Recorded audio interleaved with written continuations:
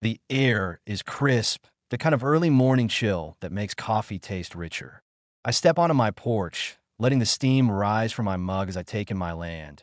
10 acres of rolling green, the old oak trees standing like silent guardians, and my well, the heart of it all, that I worked too damn hard for this, that IT wasn't just about owning land.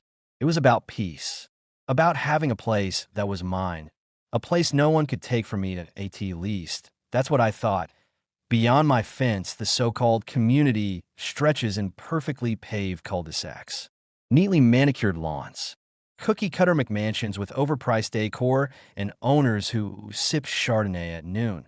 And at the center of it all, Karen HOA president, gatekeeper of standards, the self-appointed queen of this little kingdom. From the moment I moved in, she made it clear I didn't belong, not in her exclusive neighborhood. Not in a place where people like me were expected to cut grass. Not own it. They fought me on everything. The color of my house, the size of my fence, the unsightly pickup truck in my driveway. Always couched in legalese and polite smiles, but I saw through it. Still, I thought they'd finally let it go. Then, last week, I noticed my water tasted off, just a little. A faint metallic bite. Nothing major. I figured it was the pipes, maybe a filter issue.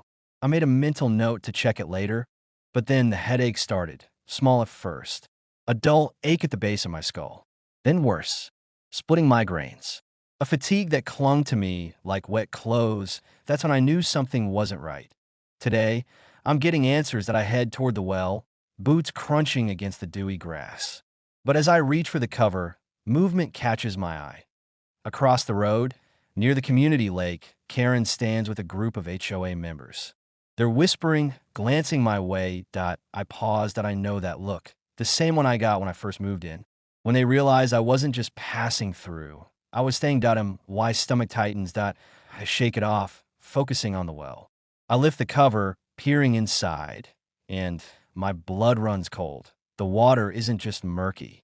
It's oily. A rainbow sheen spreads across the surface, twisting and swirling like something alive that I dip a glass in.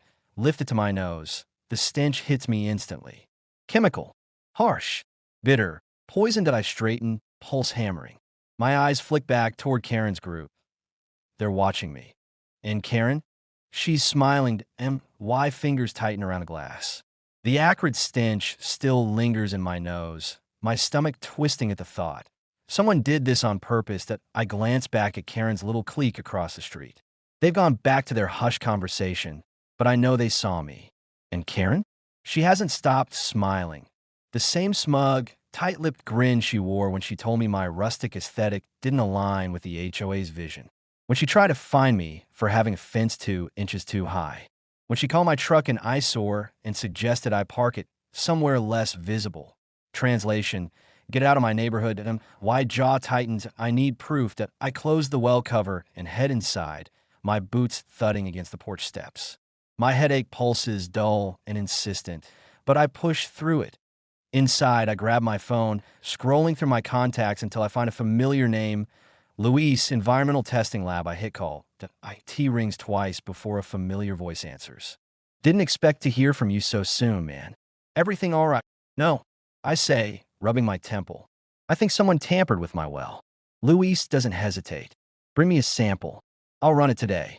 I hang up and grab a mason jar from the kitchen, heading back outside. But as I step onto the porch, a voice cuts through the morning air. Lovely morning, isn't it? I don't have to turn around to know who it is. Karen stands at the edge of my driveway, arms crossed over her neatly pressed blouse.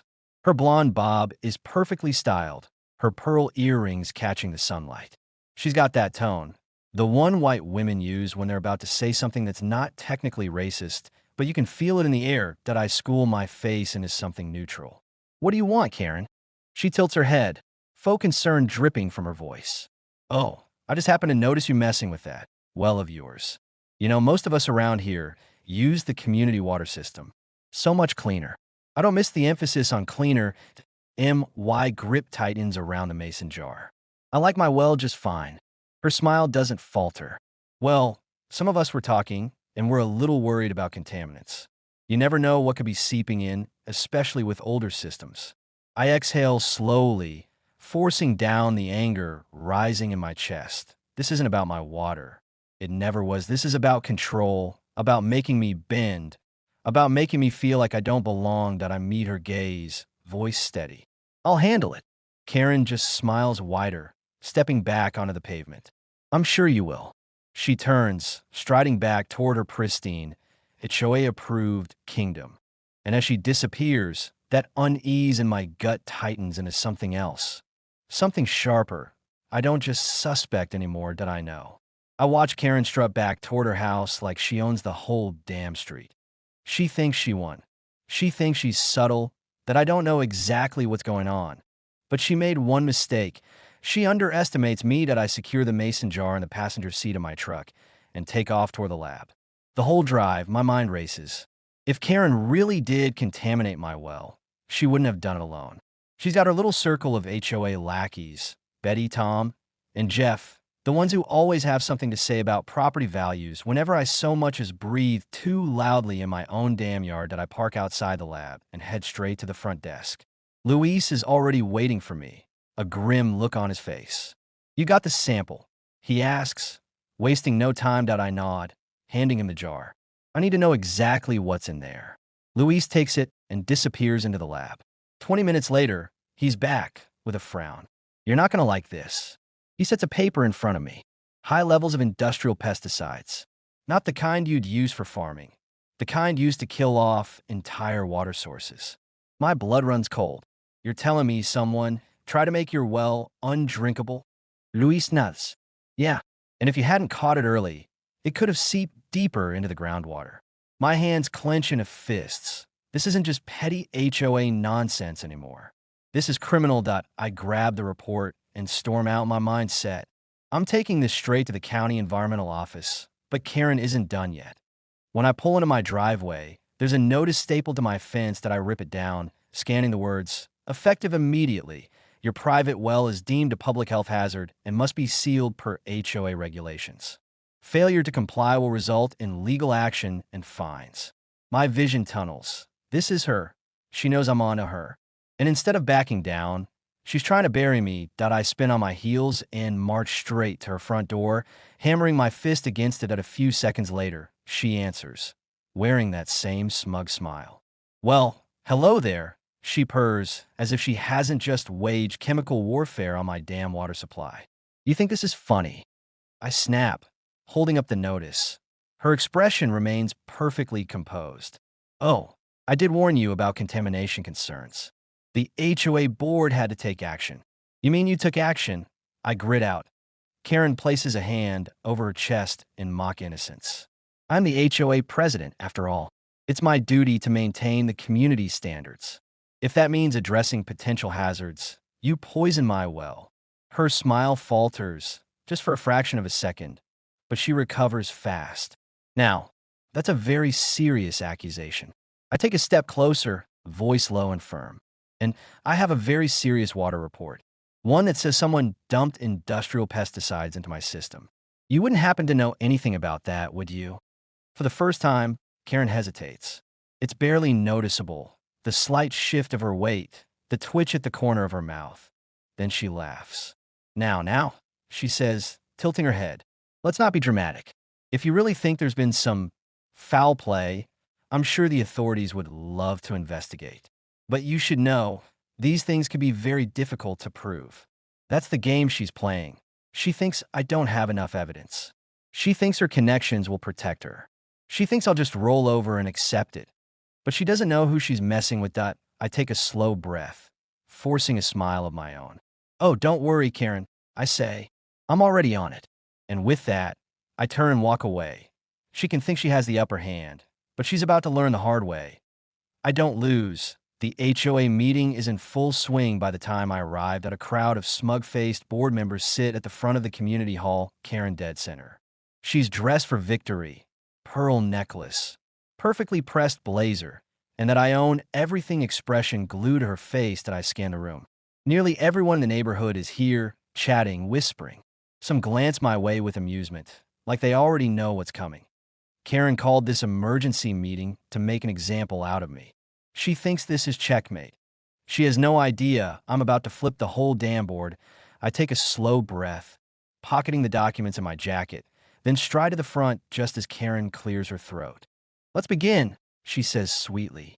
"As most of you know, we're here to discuss an urgent health matter concerning one of our residents." Her eyes flick to me, shining with malice. "And is contaminated well." A few people murmur. Karen sighs dramatically, pressing a hand to her chest. "Now, while it breaks my heart to bring this up, our HOA has standards. We simply cannot allow one resident to endanger the entire community." The murmurs grow louder. I cross my arms. Watching her, she's playing this up for the crowd, using her fake concerned citizen voice. But I see it for what it is, a performance. A setup, which is why, she continues, flipping through her papers, we've decided to impose immediate penalties unless the well is permanently sealed. A few board members nod. Additionally, Karen adds, her voice dripping with satisfaction, we've petitioned the county to ensure this hazardous water supply is dealt with legally, meaning if Mr. Daniels fails to comply, he will be fined or even evicted. Gasps ripple through the crowd. She leans forward, eyes locked on mine. "Any objections?" Silence. Karen smiles, basking her victory. Then I step forward. "Yeah," I say, voice calm, steady. "I've got a few." Karen lifts an eyebrow, clearly amused. "Oh, and what might those be?" I pull a folded document from my pocket and hold it up. "This," I say, "is a full lab report on my water sample." The amusement flickers from her face that I unfold the paper, reading aloud. "High concentrations of industrial pesticides, substances that don't just appear in well water unless they're deliberately dumped." A few gasps. Karen shifts slightly. I don't see how that's relevant." "Oh, you will," I say, cutting her off that I pull out a second sheet. "This," I continue, "is a formal complaint filed with the county environmental office. They're very interested in how hazardous chemicals ended up in a private drinking source, especially since these same chemicals were banned in residential areas over a decade ago." Karen's face tightens and I step closer, lowering my voice just enough to make sure she feels every word. "In this," I pull out a flash drive, holding it up for the whole room to see, contains security footage from my property.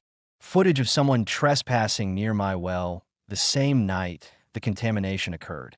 The room falls deathly silent. Karen's expression barely twitches. But I see the moment the fear creeps in. "Now," I say, pacing slowly, letting the weight of my words sink in, "I wonder who that could have been." I turn toward the board.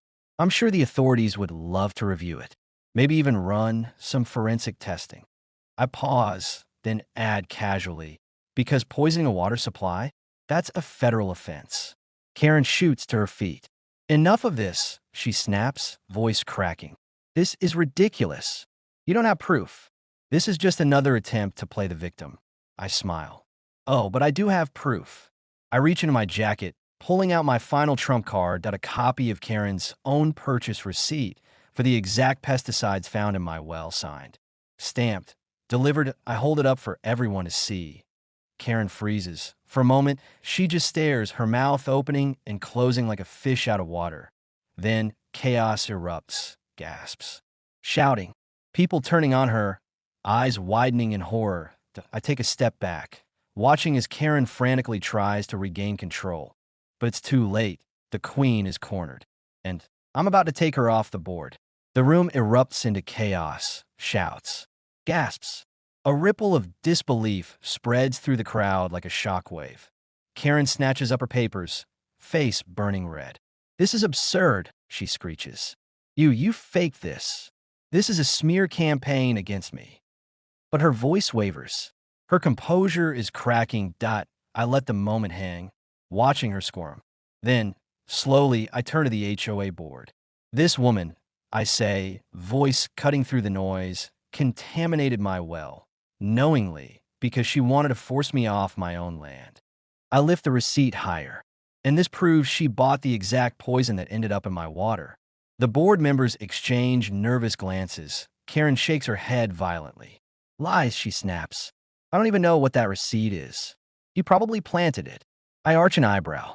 "Oh, you mean this receipt, The one made in your name, using your own HOA expense account. The room falls silent. Karen freezes that a pin could drop and shatter like glass. What did you just say? A board member, an older man with gray hair and sharp eyes, asks slowly. I flip the paper around, tapping the bottom of the receipt. Paid for using the HOA's discretionary funds. Which, correct me if I'm wrong, Karen, means you stole from the HOA to buy illegal chemicals. The entire board turns to her. Murmurs turn into full-blown accusations. She used our money. This is fraud. That's embezzlement. Karen's mouth flaps open, her carefully curated world crumbling in real time. I didn't. This is a setup. You're all being manipulated. Her voice climbs higher, shriller, as she slams her hand on the table. You can't prove I did anything. I exhale slowly, then I slide the flash drive across the table. Actually, Karen, I say, tilting my head, I can. One of the board members picks it up hesitantly. What's on this? He asks. Security footage, I say, meeting Karen's eyes.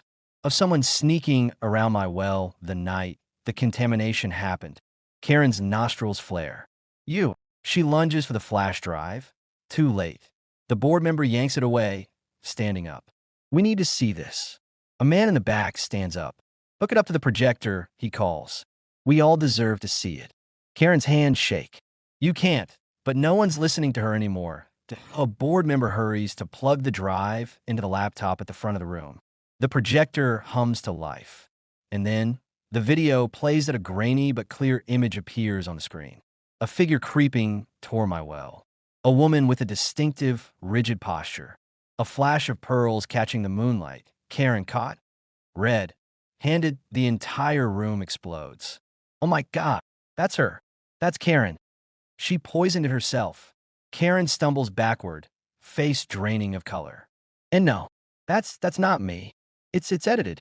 That's a deep fake. Nobody buys it. The gray-haired board member turns on her, face thunderous. Karen, this is criminal, he says, voice shaking with rage. You stole from the HOA. You poisoned a resident's drinking water. You put the entire neighborhood at risk. You tried to evict me. I add, stepping forward, for your own crime. Karen's breath comes in ragged, shallow gasps. Then, like a cornered animal, she snaps. You don't belong here, she shrieks, whirling on me. You and your ugly house, your disgusting well, you're kind. You ruin everything. Gasps. Someone audibly sucks in a breath. Karen's eyes bulge, like she didn't mean to say it out loud. But it's done. Everyone heard her. And in that single moment, every neutral neighbor, every silent bystander, turns against her. You racist piece of trash, someone spits. She targeted him. She's insane. You were so quick to blame him. A woman in the crowd stands up, shaking with fury. My kids play in that water. You could have killed them. Karen whirls desperately, searching for an escape, a savior. Anyone still on her side. There's no one. The gray-haired board member sighs deeply. Karen, he says, voice cold and final, you're done. And then, the doors swing open. Two uniformed county environmental investigators step inside. Behind them, two sheriff's deputies. Karen chokes on a breath. A woman in a navy blazer flashes a badge. Karen Wilcox? Karen is frozen. You're under investigation for environmental violations, fraudulent use of HOA funds, and reckless endangerment. The room erupts again. Karen screams. You can't do this. I'm on the board. I run this community. A deputy steps forward, setting a firm hand on her shoulder. Not anymore, ma'am. Her face collapses, and just like that, the queen falls. Karen is still screaming when the deputies pull her toward the door. You can't do this. I built this community. I own this neighborhood. I'll sue all of you. Her shrieks echo off the HOA meeting room's walls, but no one moves to help her. The same people who once whispered their agreements and nodded along to her entitled rants now avert their eyes. The board members remain silent, stunned, as reality sinks into, she's finished. Yes, she's dragged outside. I follow. I need to see this. The moment we step out, the scene unfolds like something out of a reckoning. Neighbors have gathered. Word spread fast. A crowd stand in the street, phones raised, recording every second. The same people who once looked away when Karen flexed her power now watch with open judgment. Someone yells, "You deserve this." A woman shouts, "You could have poisoned our kids." Another voice adds, "Racist trash." Karen whirls, desperate, eyes wide. It was him. He set me up. She jabs a finger toward me. But no one's listening, and oh, one cares a man near the front. One of her former supporters shakes his head. "You lied to all of us," he mutters, voice dripping with regret. Karen sobs. The deputies haul her toward the waiting police car, her once impeccable white blazer now wrinkled and disheveled. She thrashes, heels scraping against the pavement. "I run this HOA. You can't do this." "I'll—" The car door slams shut. Silence. Then a slow clap. Then another. And another. Until the entire crowd erupts into applause. Not for me. For justice. For the moment a tyrant fell that I exhale, letting my shoulders drop for the first time in weeks. The HOA board members step forward, looking shell-shocked. The gray-haired man, the same one who initially stood by Karen, clears his throat. His voice falters. "We had no idea she was capable of this." I arch an eyebrow. "Didn't you?" His face falls. Silence stretches between us, thick with unspoken truths, and no one says it. But we all know. They let her reign unchecked for years. They ignored the warning signs, looked the other way when she targeted people like me. But now, the whole neighborhood sees it that I glance at the crowd, faces I've lived among for years. Some meet my gaze with shame. Others nod in respect. A few approach me, hesitant but earnest. I'm sorry," one man mutters, "for not saying anything sooner." A woman wrings her hands. "We should have stood up to her a long time ago." I let the words settle. Then I nod, because actions matter more than apologies. And today, they finally acted. A small voice pipes up beside me. "Does this mean we get to keep the well?" I turn to see my neighbor's kid, wide-eyed and hopeful that a slow smile tugs at my lips. "Yeah, kid," I say, ruffling his hair. "It means we win." A cheer erupts from the crowd. And for the first time in a long time, my home feels like home again.